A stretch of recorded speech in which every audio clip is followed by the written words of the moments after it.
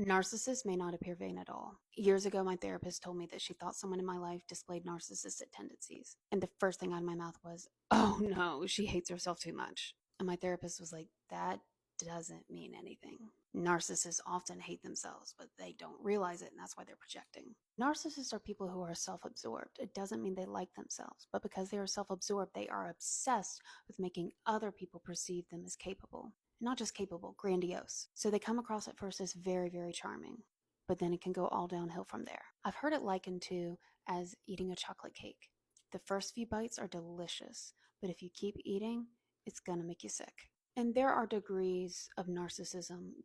Researchers have called out people like Jack Welch, Steve Jobs, Elon Musk as productive narcissists. These are people who excel in situations where their need for being grandiose, taking risks, and having confidence have been rewarded. They're typically good in times of crisis because they confidently make decisions, as long as they make good decisions. Their performance increases when they have the opportunity for some self-glory, so they want to do good to make it look good. They tend to also be extroverted and have a very high good perception of public persona. Arguably good persona for some of those people I mentioned.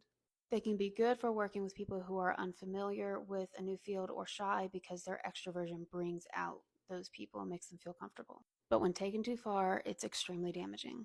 They stir the pot just to cause trouble because they thrive in chaos. This is somebody like Al Dunlap, who was an executive who had a massive accounting scandal. Someone I've never heard of until I read the research articles, Leona Hemsley, who apparently went to jail for tax fraud. These are people who have a grandiose sense of self, don't care if they're exploiting people, and they lack empathy. So they will hurt anyone and do anything to make them look extremely effective whether they are or not.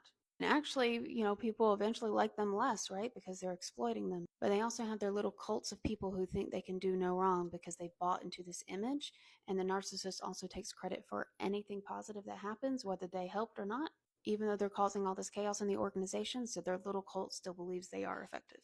I think this is less likely in business because who really worships their business leader? But I don't know. Y'all tell me.